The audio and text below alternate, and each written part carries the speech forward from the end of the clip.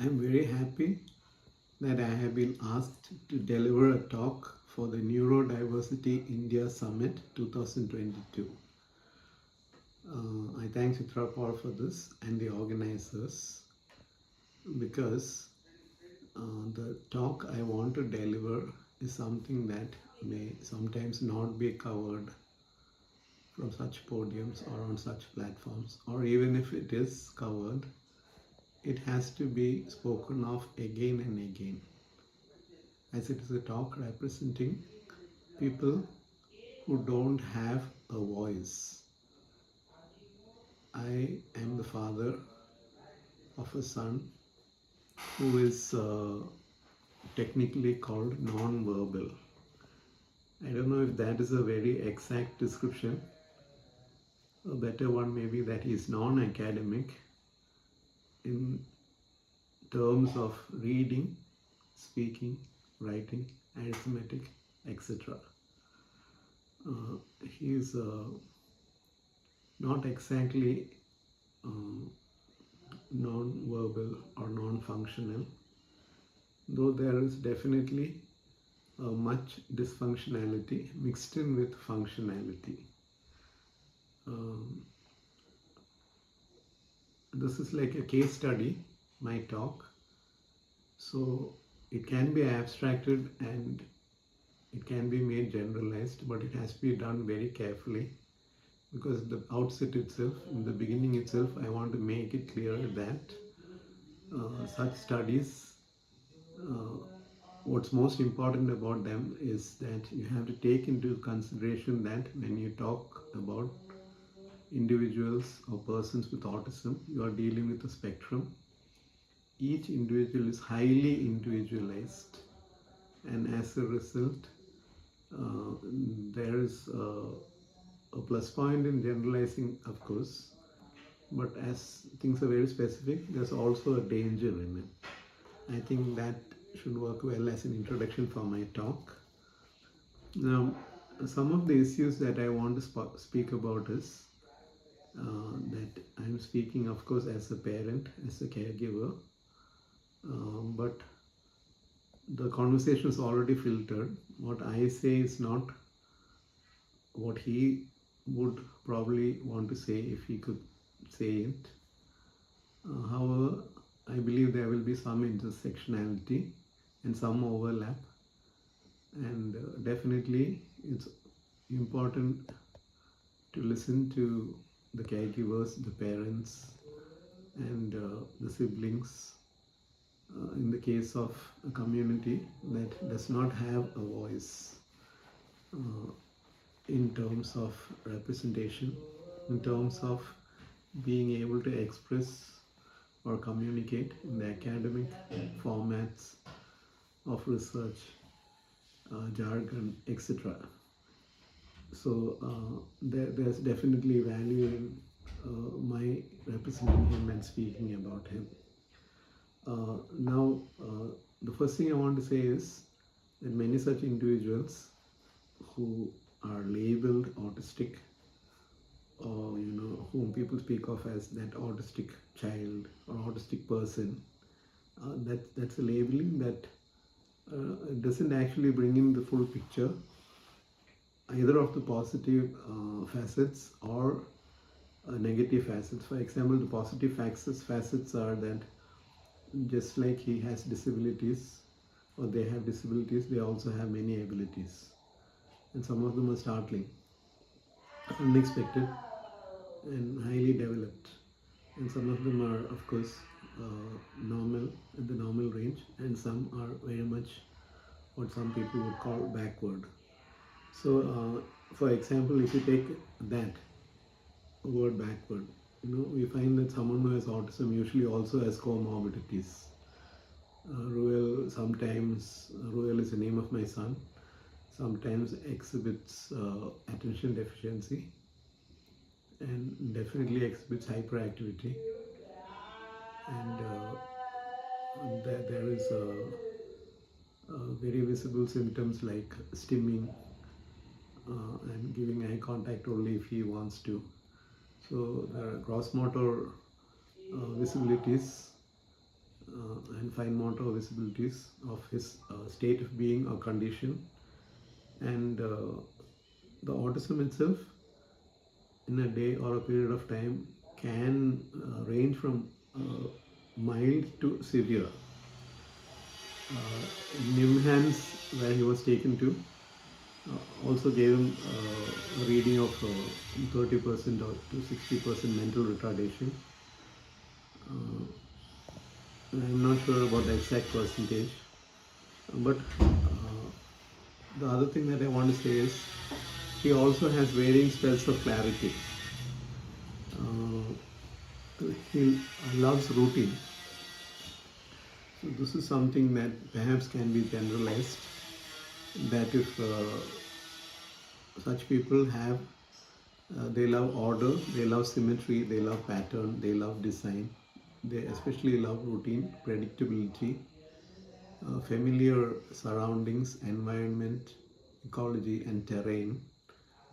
It has a soothing or calming influence on them to some extent, which is of course accompanied by mood swings.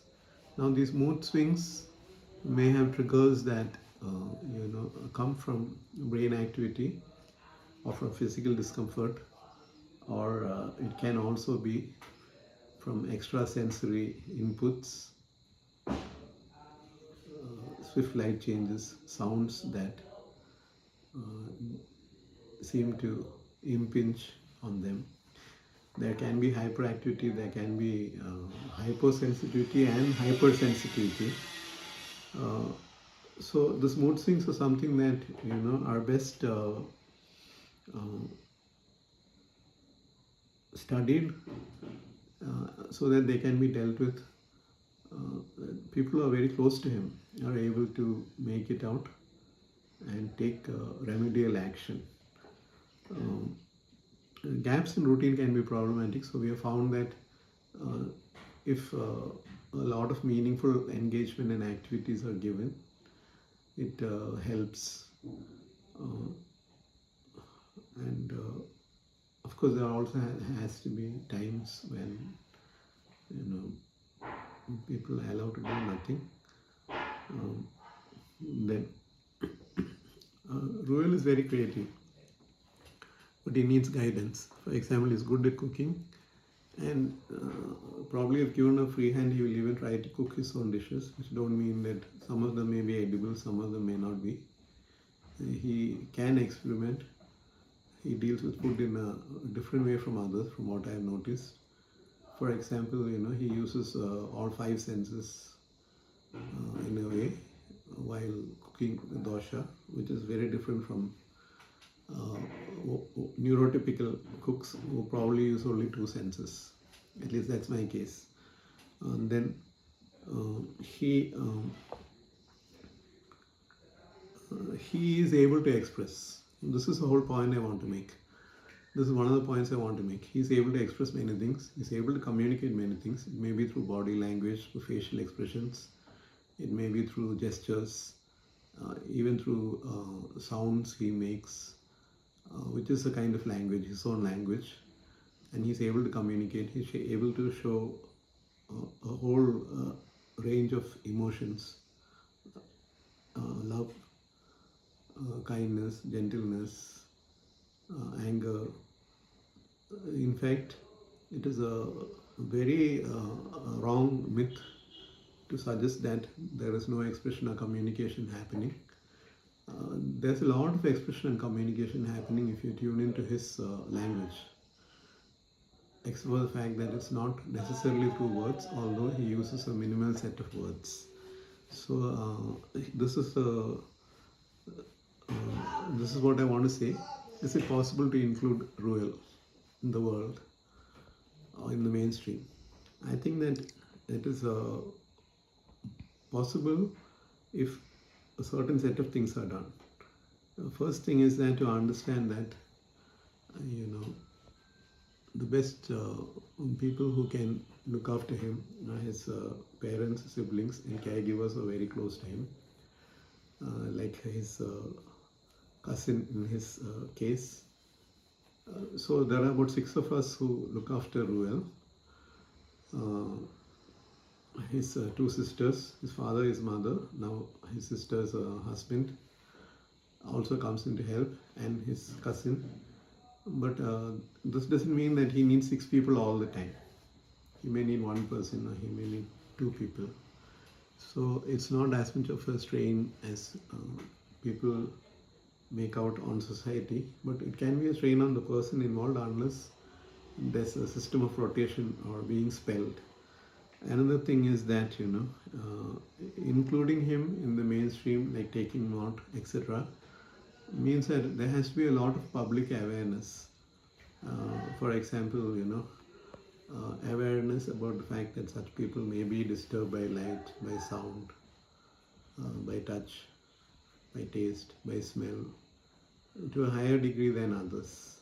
Just as they can also be soothed and calmed by these things, if it's of the right kind, according to them, to a greater extent than others, because they are very sensitive to things like that, as they apprehend the world not through language as we do, but through these other things to a greater extent.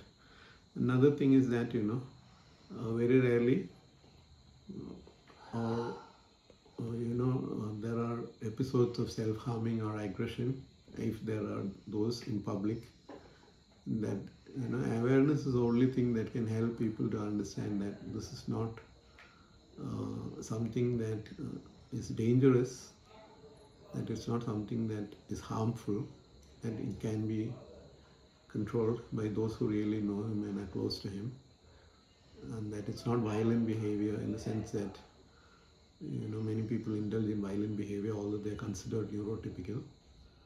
It is more loss of control because of some triggers, which if they can be identified and removed, control comes back to the person involved. So again, it's a question of awareness, and it's a question of who helps them. And those who are experts, because they're so close to him, and there's also an element of empathy, sympathy, love and concern, they can deal with it best, so that it is diffused, such instances if they occur. So the environment has to be free to an extent and controlled to an extent, but more towards freedom, more towards letting the person be himself. And this is something I really want to stress, that if the community can understand that such people, that their aim towards them should not be that they should be tried to be made into savants, or try to be made into fit into what society wants them to be, but it's enough for them to just live, to be happy, and to be good, to enjoy their lives, and to achieve whatever they can. And this is another point I want to talk about. There is definitely progress, but that progress has to be defined by them to whatever extent they can, and in conversation with those closest to them as to what is meant by progress. There's definitely improvement, but improvement doesn't mean that you can bring in a word like total healing, because it's not a disease, or trying to tap that one quality in that person which will make him into some kind of genius. The myth of the autistic savant. It's not anything like that. It's just a steady progress that over many years, because Royal, for example, has had his cousin and his mother and his two sisters working with him. He has shown such startling progress to someone like me, who was away for a long time and came back, that I'm surprised at how much he has learned and how much he's able to do now compared to earlier.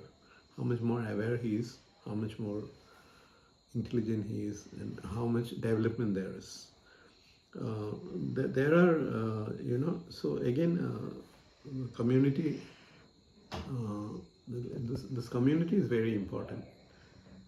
Of course, such people may need psychologists, counselors, psychiatrists, they may need medicines. So there again is a question of community, and there's much loneliness. That loneliness can be ameliorated by this community of caregivers. Like, they love spending time with those who love them, and they actually look forward to others spending time with them. And there's uh, there are fears. The fears about the future. For example, I said that Ruel is looked after by 6 people. What happens if the 6 people are not there? Or what happens? There are doubts. What about the future? What about the expenses? What about as he gets older and his body, which is fine now, begins to show effects of aging, or his mind?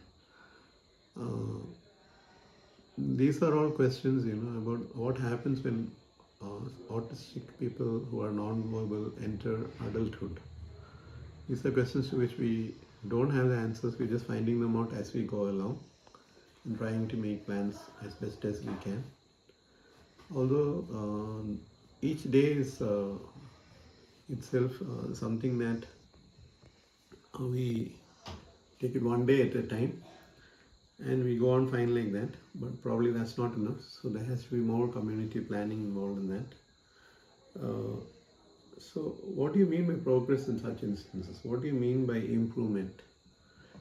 I think that it should be defined as something that if those closest and really concerned, who are also educated, who also read about these things, think about these things, and who have a picture or awareness of what is happening.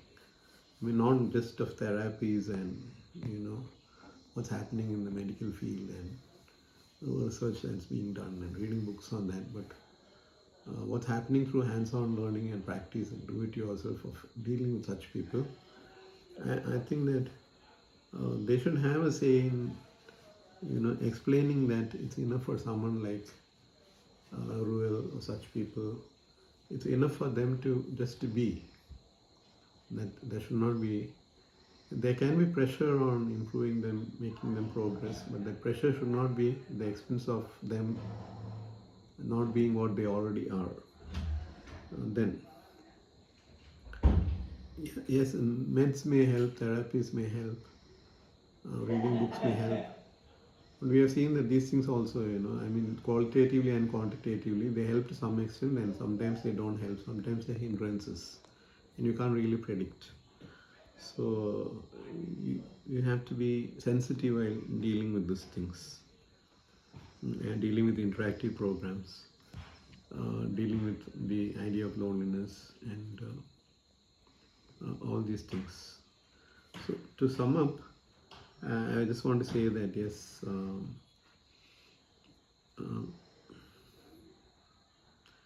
there has to be greater awareness on this. Help is needed, not only from the community, autism community, but from everyone and from the government. And that doesn't mean that it's actually there, because there's also a lot of difficulty in coming together and working on these things. But the greatest help is given by those very close, like siblings, parents, and caregivers who are really close to the people. And the final thing is that a lot of awareness has to be spread about these things. The government has to do a lot more. Forums like this have to do more to spread awareness about neurodiversity and how it's not anything frightening, or how it's something that can be understood. And the neurotypical world has to do a lot to understand and take into consideration such things. And the most important thing that I want to say is, I don't know how it comes across or what is being projected when I speak, but what I want to say is that dealing with such people, trying to include them, excluding oneself where it is important rather than excluding them, and things like that. It's very mutually beneficial. It's not like people think it's one-sided. It is true that there's a big people say people call, for example, such families dysfunctional, and say the parents can't handle the child, or the siblings can't, or they're not struggling, they haven't got a breakthrough and all that. That's not true. It is true that it takes a toll on the people looking after such people. told that can be emotional, mental, physical, etc. But it's also true that if you really ask them, the exchange is very mutually beneficial. I mean, those who have really spent time with such people, cared for them, been cared for by them, been loved by them, have had that relationship of exchange, of dialogue, verbally or non-verbally. I've had that experience of sharing experiences with them.